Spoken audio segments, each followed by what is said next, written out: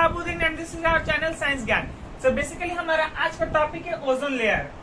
तो सबसे पहले आते हैं what is ozone layer, what is ozonosphere. So मैंने ऑलरेडी आप लोगों को कल के नोट्स में दे रखा था व्हाट इज ओजोनोस्फीयर। सो पहले यहाँ पर लिखते हैं the upper layer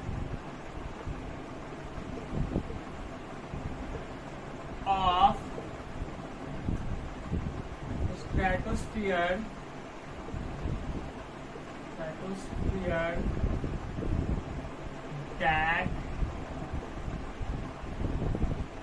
that extends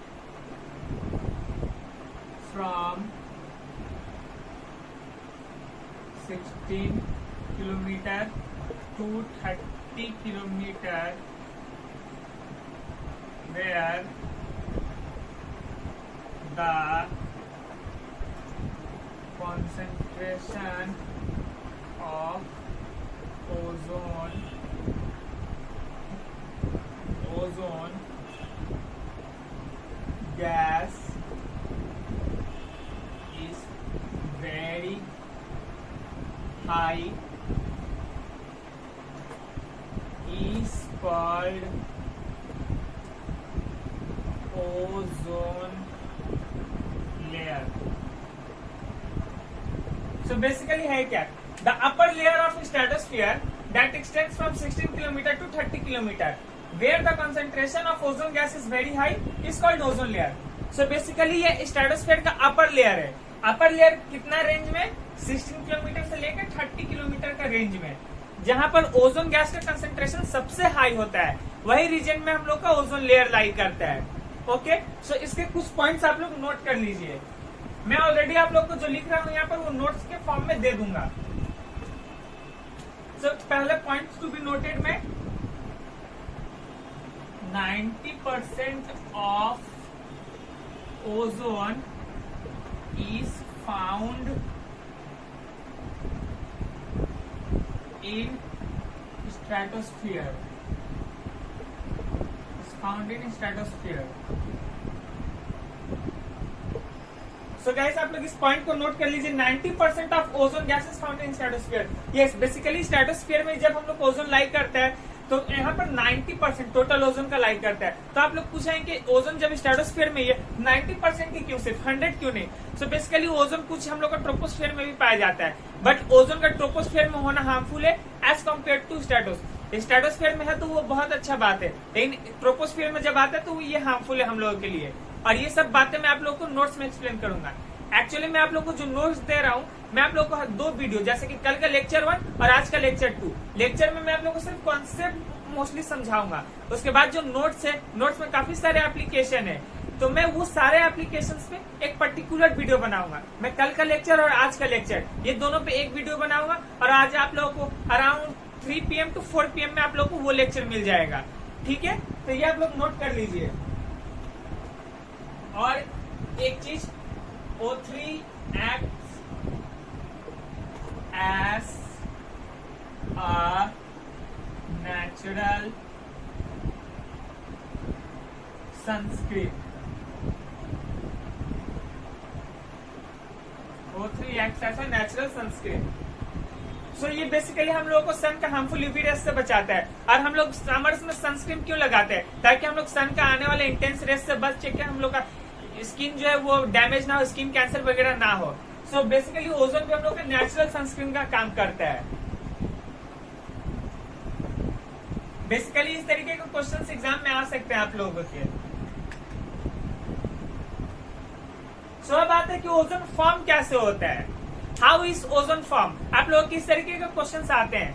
so first of all मैं आप लोगों को सिर्फ यहाँ पर रिएक्शन के थ्रू एक्सप्लेन कर रहा हूँ, बाद बाकी आप लोगों के नोट्स में प्रॉपरली लिखा हुआ मिलेगा, प्रॉपर इंग्लिश में, क्योंकि अगर मैं लिखने गया तो वीडियो काफी लेंथी हो जाएगा यहाँ पर। तो फर्स्ट ऑफ ऑल हम लोग के स्ट्रेटोस्फीयर में क्या पाया जाता है, ओजोन। चलिए मैं आप लोगों के लिए थोड़ा बहुत लिख ही देता हूँ। When harmful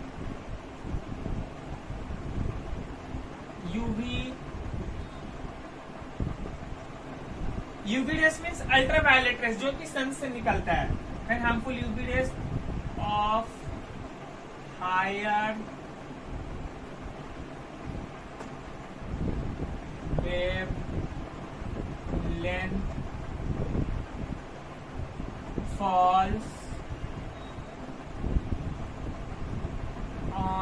O3 molecule, sorry, falls on oxygen molecule, it decompose it into atomic oxygen, it decompose it into atomic oxygen. Okay, तो सबसे पहले हम लोग का एक O2 जो है ये रहता है, ठीक है, O2, उसके ऊपर जब हम लोग यूवी रेस गिर जाता है, तो आप लोग ऐसे भी लिख सकते हैं यूवी रेस, या फिर आप लोग O2 प्लस H न्यू भी लिख सकते हैं. ये H न्यू क्या है? H new basically photon particle है, इसको ऐसे लिखा जाता है H न्यू. तो आप लोग ऐसे लिखे या ऐसे लिखे कोई फर्क नहीं पड़ता, दोनों केसेस में हम लोग को क्या मिलेगा? 2 oxygen atom. Okay, so when harmful UV rays of higher wavelength falls on O2 molecule, so जब हायर वेवलेंथ के यूवी रेस एक ऑक्सीजन मॉलिक्यूल पे गिरता है स्ट्रेटोस्फीयर में, तो वो बेसिकली 2 ऑक्सीजन एटम्स में टूट जाता है. It decompose it into atomic oxygen. So O2 टूट के क्या बनता है? 2O. ये रिएक्शन को आप ऐसे लिखे या ऐसे लिखे कोई फर्क नहीं पड़ता. मैंने आप लोग के नोट्स में ऐसे लिखा है क्योंकि मोस्ट ऑफ द बुक्स में आप लोग को ऐसे देखने मिलेगा. मैं पहले इसको लिख देता हूं, उसके बाद कंप्लीट रिएक्शन लिखता हूं, ठीक है. This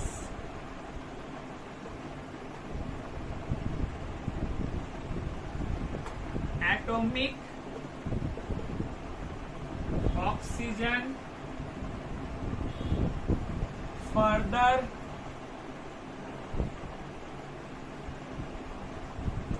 react with oxygen molecule to form ozone. Further react with oxygen molecule to form ozone. To form ozone molecule. To form ozone molecule. So basically होता क्या है, आप लोगों में से काफी लोगों को यहाँ पर कंफ्यूजन आ रहा होगा मॉलिक्यूल और मॉलिक्यूल, ऑक्सीजन मॉलिक्यूल और यहाँ पर atomic oxygen. So basically atomic oxygen means ये सिर्फ O और oxygen molecule means combined state. क्योंकि आप लोग क्लास 9 में पढ़ रखा होगा और नहीं भी पढ़ा तो मैं यहाँ पर अभी समझा दे रहा हूँ, क्योंकि मैं एब्सोल्युटली आप लोग को बेस से शुरू करूंगा हर चीज. सो ऑक्सीजन का हम लोग का मॉलिक्यूलर फॉर्मूला कितना होता है? O, atomic number 8, mass number 16. सो जब A को ऐसे रहता है तो इसको हम लोग एटॉमिक ऑक्सीजन बोलते हैं, लेकिन यही जब O2 लिखा हुआ रहता है तो इसको हम लोग क्या बोलते हैं?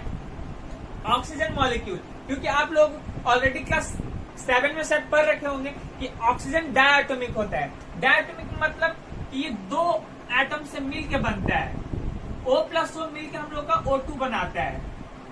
सो बेसिकली ये एटॉमिक ऑक्सीजन और ये ऑक्सीजन मॉलिक्यूल है, क्योंकि ऑक्सीजन डायटोमिक है तो 2 ऑक्सीजन एटम से मिलकर एक ऑक्सीजन मॉलिक्यूल बनता है. होप आप लोग को ये क्लियर होगा. अब आते हैं इसके रिएक्शन पे. तो सबसे पहले ये हम लोग का स्ट्रेटोस्फीयर में एक ऑक्सीजन मॉलिक्यूल रहता है.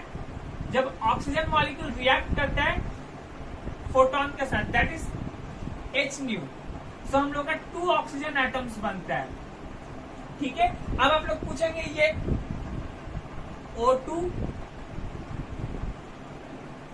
और 2O में डिफरेंस क्या है? सो बेसिकली हम लोग का ये O है. सो बेसिकली हम लोग का O2 और 2O में ये डिफरेंस है. O2 जो है वो कंबाइंड स्टेट में एक मॉलिक्यूल है, लेकिन ये 2O मतलब O plus O, 2 oxygen atom. So ये अनकंबाइंड स्टेट में है. दैट मीन्स क्या, जब ये यूवी रेस का संपर्क में आ रहा है तो ये इसको तोड़ दे रहा है 2 ऑक्सीजन एटम्स में, और ये जो 2 ऑक्सीजन एटम्स है इसमें से एक फिर चला जा रहा है यहाँ पर O2 के साथ, फिर O2 के साथ रिएक्ट कर रहा. सो क्या बना रहा है हम लोग का? O3. ओके गाइस, यहाँ पर आप लोग O3 के पास एक स्टार दे दीजिएगा. Why star? क्योंकि ये जो O3 है ये काफी एक्साइटेड स्टेट में. एक्साइटेड स्टेट में मतलब ये काफी कूद रहा है, काफी उछल कूद कर रहा है, ये ऑलमोस्ट अब रिएक्ट करना चाहता है, इसलिए ये काफी बेचैन है. अब ये O3 जो है किसी भी एक न्यूट्रल पार्टिकल के साथ O3 प्लस M ले लेते हैं हम, ठीक है. यहाँ पर स्टार अगेन। आप लोग के नोट्स में प्रॉपरली एकदम प्रॉपर डिस्क्रिप्शन में ये लिखा हुआ है, so don't worry. O3 neutral excited state में, और ये एक न्यूट्रल पार्टिकल है M। न्यूट्रल पार्टिकल मीन्स ये कुछ भी हो सकता है, ऑक्सीजन भी हो सकता है, नाइट्रोजन भी हो सकता है। जब इसके साथ रिएक्ट करेगा तब ये अब O3 बन जाएगा, और ये जो न्यूट्रल पार्टिकल था इसको एक्साइटेड स्टेट में फेंक देगा, ठीक है। सो O3 इसके साथ रिएक्ट किया, खुद स्टेबल हो गया और इसको एक्साइटेड स्टेट में फेंक दिया। आप लोगों को यहाँ पर लेकिन ये लिखना पड़ेगा ब्रैकेट में कि star denotes excited state. Otherwise आप लोग ये नहीं लिखेंगे तो एग्जामिनर समझेगा कैसे कि आप लोग स्टार से डिनोट क्या करना चाह रहे। तो star denotes excited state and M denotes neutral particle. M denotes neutral particle. So hope आप लोगों को ये क्लियर रहा होगा कि ओजोन बनता कैसे है आखिर। मैं आप लोगों को एक बार फिर से शॉर्ट में समराइज कर दे रहा हूं। जब हार्मफुल यूवी रेस गिरता है ज्यादा वेवलेंथ का, जब हायर वेवलेंथ का यूवी रेस ऑक्सीजन मॉलिक्यूल पे गिरता है तो वो उसको तोड़ देता है। गिर रही है ऑक्सीजन मॉलिक्यूल, ये इसको तोड़ दे रहा है 2 एटॉमिक ऑक्सीजन में। It decompose it into atomic oxygen, और दिस एटॉमिक ऑक्सीजन जब फिर रिएक्ट कर रहा है किसके साथ? ऑक्सीजन मॉलिक्यूल के साथ। देखिए यहाँ पर लिखा हुआ, this atomic oxygen further react with oxygen molecule to form ozone molecule O3। अब यहाँ पर ये O3 एक्साइटेड स्टेट में है। एक्साइटेड स्टेट में मीन्स ये फर्दर रिएक्ट करने के लिए काफी उत्सुक है। ये एक्साइटेड स्टेट में जब एक न्यूट्रल पार्टिकल यहाँ पर कुछ भी हो सकता है, ऑक्सीजन और नाइट्रोजन कुछ भी के साथ रिएक्ट कर रहा है, तो ये O3 प्लस न्यूट्रल M को एक्साइटेड स्टेट में भेज दे रहा। और यहाँ पर ये आप लोगों को लिखना ही लिखना होगा, वरना एग्जामिनर मार्क्स आप लोगों के काट लेगा। होप ये आप लोगों को क्लियर रहा होगा। और अगर आप लोगों को कुछ भी ना समझ में आए, आप लोग एकदम feel free to comment box में कमेंट कीजिए। मैं आप लोग के कमेंट्स पढ़ूंगा और आप लोग के डाउट्स को सॉल्व करने की कोशिश करूंगा। सो बात है ओजोन होल। ओजोन होल है क्या? तो बेसिकली आप लोगों को मालूम होगा हम लोग को इतना क्यों बोला जाता है कि बाइक कम चलाओ, गाड़ी का कम यूज करो। जैसे 24 घंटा हम लोग एसी चला कर रखते हैं तो मम्मी पापा बोलते हैं कि एसी ऑफ करो। एक तो बिजली का बिल आएगा, नो डाउट। दूसरा सबसे बड़ा रीजन, उससे जो गैस निकलता है वो ग्रीन हाउस गैस को बढ़ावा देता है। ग्रीन हाउस गैस आप लोग इसका नेक्स्ट टॉपिक है, पहले आप लोग को ओजोन होल समझाता हूँ। सो ओजोन होल है क्या? द इंक्रीज यूज ऑफ, मैं यहाँ पर एकदम शॉर्ट में लिख रहा हूँ, लेकिन आप लोग के नोट्स में जो दूंगा वो एकदम प्रॉपर लिखा हुआ होगा, ठीक है? ये ऑलरेडी पहले ही बता दे रहा हूँ। The increase use of chemicals and technology, chemicals and technology। मैं आप लोगों को समझाने के लिए यहाँ शॉर्ट में लिख रहा हूँ केमिकल्स एंड टेक्नोलॉजी, क्योंकि आप लोग के एग्जाम में 2 मार्क्स में ये क्वेश्चंस पूछे जाते हैं। The increase use of chemicals and technology for human development, या ग्रोथ लिख देते, growth causes depletion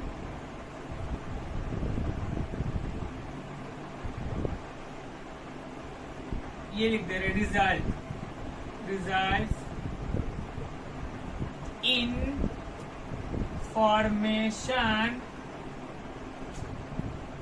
information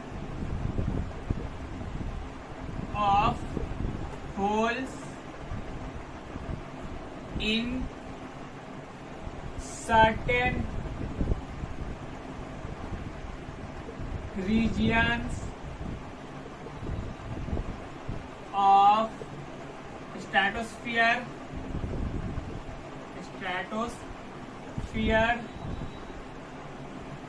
known as ozone hole. So basically, increased use of chemical and technology for human growth causes result in formation of holes in certain regions of stratosphere known as ozone hole. So basically हम लोग अपना human development के लिए technology और chemicals का हद से ज्यादा यूज कर रहे हैं. लेट अस सपोज अगर कोई ईंट बनाने का फैक्ट्री है, वहां से चिमनी से कितना धुआं निकल रहा है. फिर जाके हम लोग जो व्हीकल्स यूज कर रहे हैं, आप लोग रास्ता में भी देखेंगे, बाइक चल रहा है, बाइक का साइलेंसर से कितना ज्यादा पॉल्यूशन निकल रहा है. उसी तरीके से जो पॉल्यूशन निकल रहा है वो क्या कर रहा है, कुछ रीजन जो है स्ट्रेटोस्फीयर का, यहां लिखता हूं, स्ट्रेटोस्फीयर का जो कुछ रीजन है, सपोज ये हम लोग का ओजोन लेयर है, ठीक है.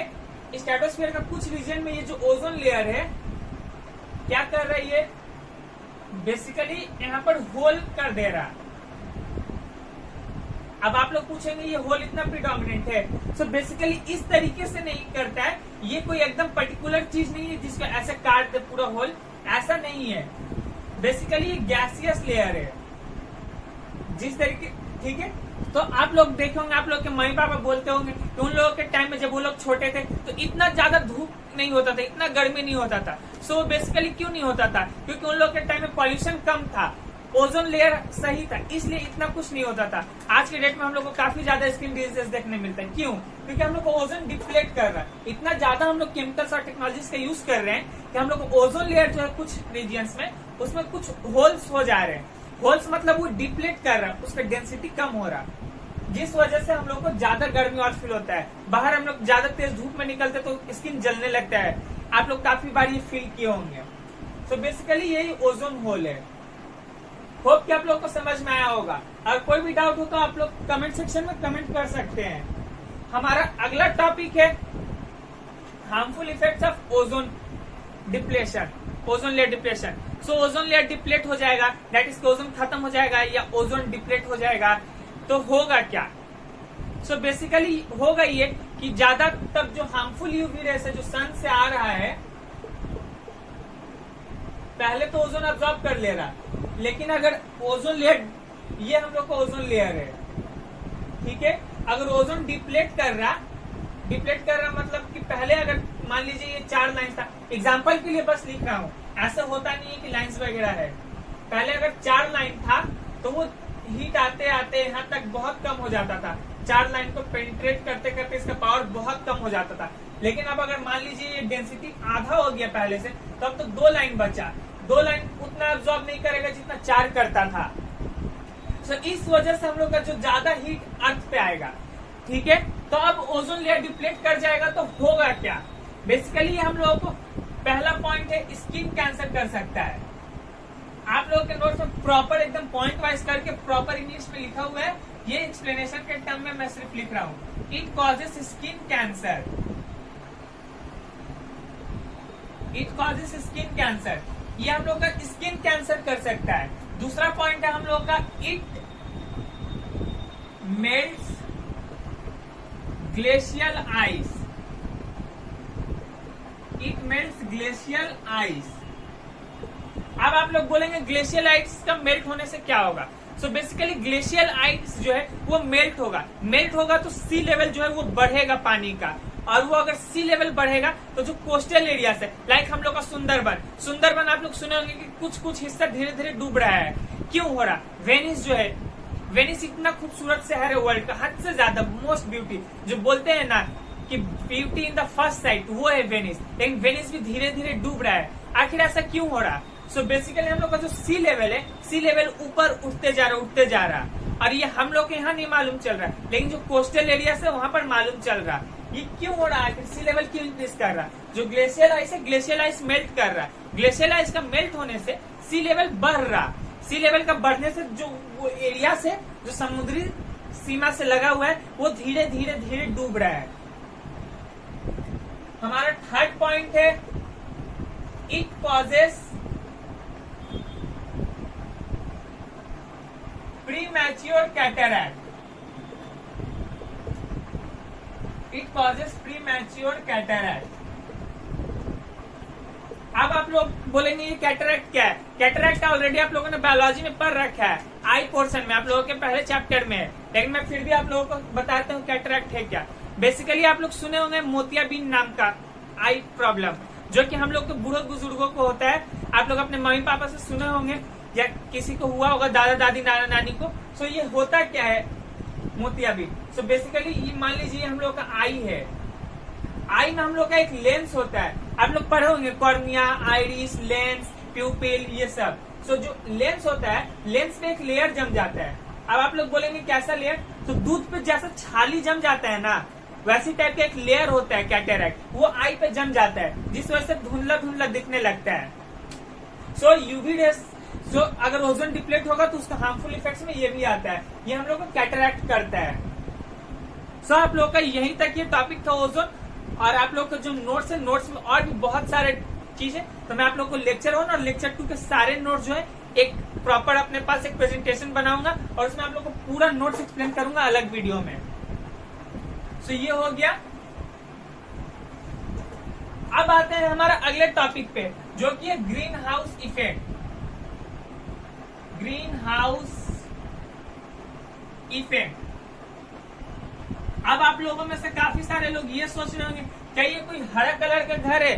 सो बेसिकली ऐसा कुछ नहीं है। आप लोग काफी सारे मूवी सीरियल्स में देखे होंगे कि एक रूम टाइप का रहता है, रूम के ऊपर एक ऐसा डोम शेप बना हुआ रहता है।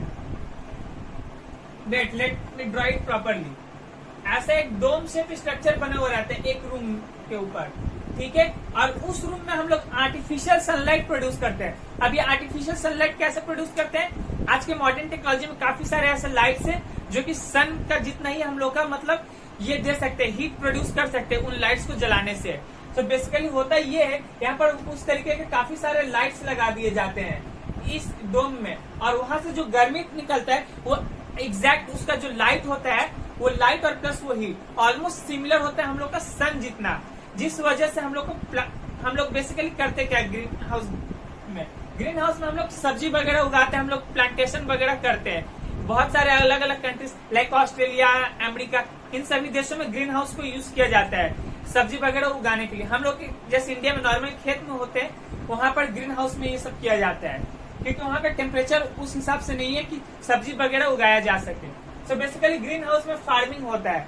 सो यहाँ पर फार्मिंग के लिए सब्जी बो दिया जाता है, जिसको सो बोलते हैं। जमीन में उसको मतलब मिट्टी में गाड़ दिया जाता है। तो उसमें हम लोग को क्या किया जाता है, ऐसा करने के बाद ये डोम शेप स्ट्रक्चर बना दिया जाता है वहां पर, और वहां पर ये लाइट के पैनल्स लगा दिए जाते हैं पूरे डोम में।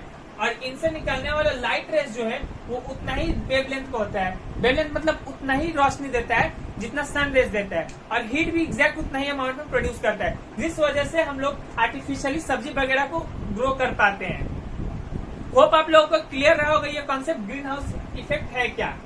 सो अब आते हैं what is greenhouse effect. So basically some gases like CO2, CH4 etcetera, ठीक है, ग्रीन हाउस इफेक्ट। ये तो हुआ हम लोग आर्टिफिशियल ग्रीन हाउस है क्या। तो नेचुरल ग्रीन हाउस भी ऐसे ही काम करता है। ये तो हुआ आर्टिफिशियल ग्रीन हाउस कैसे काम करता है। नेचुरल ग्रीन हाउस क्या करता है, जो हम लोग को सन से गर्मी आ रहा है, लेटर सपोज ये हमारा सन है, सन से ये हीट आ रहा है, तो सन से जो हीट आ रहा है, हम लोग के एटमोस्फियर में काफी सारे गैस है। CH4 मीथेन को बोलते हैं, ठीक है, मीथेन, CO2 कार्बन डाइऑक्साइड जिसको बोलते हैं, ये सारे गैस है। ये लोग क्या करते हैं, सन का जो रेस आता है ना, उसको ट्रैप करके रख लेते हैं, मतलब उसको पकड़ के रख लेते हैं अर्थ के एटमोस्फियर में ही। सो जिस वजह से क्या होता है, ये अगर इसको रख ले रहे अपने पास, तो जो वेवलेंथ अर्थ पे आ रहा है वापस रिटर्न जा रहा है रिफ्लेक्ट होके, लेकिन जब रिफ्लेक्ट होके वो वापस जा रहा है तो वो काफी कम वेवलेंथ का रहता है। लेटर सपोज अगर ये हम लोग का आ रहा था बहुत हाई वेवलेंथ का, तो जो रिटर्न जाएगा वो बहुत ही कम होगा, 1/10 आप लोग मान सकते हैं।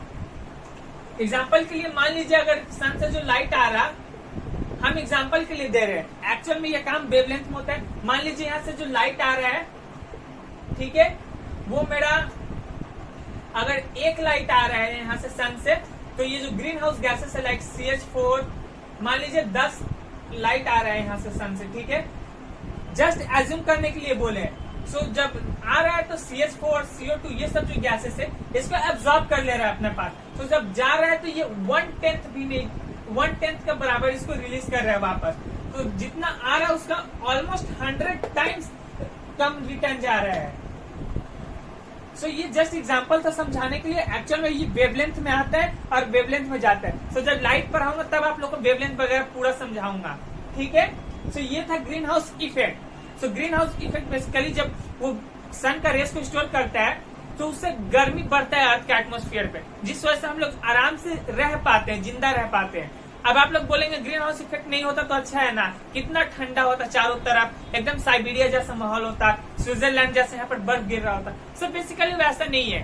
अगर ग्रीन हाउस नहीं होता, ग्रीन हाउस इफेक्ट, तो अर्थ का एटमोस्फियर काफी ज्यादा ठंडा हो जाता, टेम्परेचर काफी रिड्यूस हो जाता, -20 या -25 समथिंग चला जाता, जिस वजह से हम लोग अर्थ पे जिंदा ही नहीं रह पाते। ह्यूमन सिविलाइजेशन कभी अर्थ पे रह ही नहीं पाता। इसलिए ग्रीन हाउस इफेक्ट का होना बहुत जरूरी है। लेकिन किसी भी चीज का कम अमाउंट में भी होना सही नहीं है और बहुत ज्यादा अमाउंट में भी होना सही नहीं है। अब आप लोग पूछेंगे क्यों, जब ग्रीन हाउस इतना अच्छा है तो। सो बेसिकली हम लोग जब व्हीकल्स वगैरह यूज करते हैं, सो व्हीकल से हम लोग का क्या निकलता है, बेसिकली उसका साइलेंसर वगैरह से या एसी जो यूज करते हैं वहां से हम लोग का गैसेस जो निकलते हैं। हम लोग जो रेफ्रिजरेटर यूज करते हैं उसमें कूलेंट, कूलेंट मतलब जो ठंडा करने का मटेरियल होता है कूलेंट, वो कूलेंट जो है एक्चुअली सीएफसी को यूज किया जाता है। वो जो कूलेंट होता है रेफ्रिजरेटर एसी वगैरह का, वो बेसिकली सीएफसी होता है। कूलेंट मतलब उसको ठंडा करने के लिए यूज किया जाता है, उसमें सीएफसी यूज किया जाता है। सीएफसी क्या है, सीएफसी क्लोरोफ्लोरोकार्बन है। सो ये जो क्लोरोफ्लोरोकार्बन है हम लोग का, बेसिकली ये एटमोस्फेयर में हीट प्रोड्यूस करता है। आप लोग देखेंगे, आप लोग के घर में अगर फ्रिज है तो फ्रिज के पीछे जाइएगा, जो कॉइल है, कॉइल से हीट निकलता है। हीट क्यों निकल रहा है, क्योंकि हम लोग का जो रेफ्रिजरेटर है उसमें कूलेंट के लिए सीएफसी यूज किया गया है, और सीएफसी अंदर का तो ठंडा रख रहा है। ठीक उसी फेनोमेना पे एसी अंदर का रूम तो ठंडा रख रहा है, लेकिन बाहर का जो उसका फिल्टर है वो गर्म गैस निकाल रहा है, जो कि हम लोग का एटमोस्फेयर को गर्म कर रहा है। अब आप लोग बोलेंगे एक दो इंसान के करने से क्या होगा, लेकिन अर्थ का पॉपुलेशन ही हम लोग का 750 करोड़ का अराउंड है, और उसमें से अगर 200 करोड़ आदमी भी ऐसा करता है, रेफ्रिजरेटर और एसी वगैरह इतने हाई यूज करता है, तो उससे अर्थ का एटमोस्फेयर कितना वार्म होगा। सो बेसिकली यही हम लोग का ग्रीन हाउस इफेक्ट है। सो गाइस, आप लोगों का आज का लास्ट एकदम टॉपिक है जो कि है ग्लोबल वार्मिंग। ग्लोबल वार्मिंग के बाद आप लोगों का ये पोर्शन पूरा खत्म हो जाएगा। Global warming. So what is global warming? तो जैसे कि मैंने अभी तक आप लोगों को पढ़ाया green house effect, green house gases, ये सब वगैरह, तो उसी में अब हम लोग को वही सब फेनोमेना ग्लोबल वार्मिंग करता है। तो सबसे पहले ग्लोबल वार्मिंग है क्या, तो ये जान लेते हैं। What is global warming? So the phenomena of gradual increase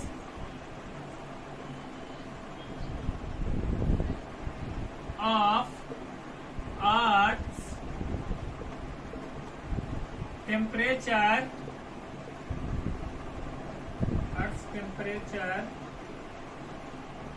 due to greenhouse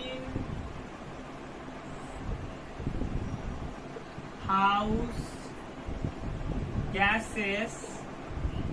The phenomena of gradual increase of Earth's temperature due to greenhouse gases is called global warming. Is called global warming. So guys, आप लोगों को definition से तो एकदम proper understanding बनी रहा होगा कि what is global warming. Global warming है क्या? The phenomena of gradual increase of earth temperature due to greenhouse gases is called global warming. मतलब कि ग्रीन हाउस गैसेस हमारे क्या है, CH4, CFC, CO2, ये सब, इन सभी की वजह से जो हम लोग का अर्थ का टेम्परेचर इंक्रीज होता है उसी को ग्लोबल वार्मिंग बोलते हैं। ठीक है गाइस, तो ग्रीन हाउस गैसेस की वजह से हम लोग डेफिनेटली अभी बताया कि टेम्परेचर इंक्रीज होता है अर्थ के एटमोस्फेयर का, और ये जो टेम्परेचर इंक्रीज होता है ग्रीन हाउस गैसेस की वजह से, यही फेनोमेना, मतलब इस प्रोसेस को क्या बोलते हैं? तो इस प्रोसेस को ग्लोबल वार्मिंग बोलते हैं। बस ये रहा आपका आज का टॉपिक, यहीं पर खत्म होता है। और ये वीडियो आप लोगों को होप अच्छा लगा, अगर अच्छा लगा तो प्लीज लाइक करें, क्योंकि काफी एफर्ट लगता है इस वीडियो बनाने में, इसलिए प्लीज लाइक करें, चैनल को सब्सक्राइब करें, वीडियो को ज्यादा से ज्यादा शेयर करें अपने फ्रेंड्स को, ताकि जिसको जरूरत हो वो देख पाए। Hope you guys will enjoy. मिलते हैं आप लोगों से अगले लेक्चर में। Till then bye bye.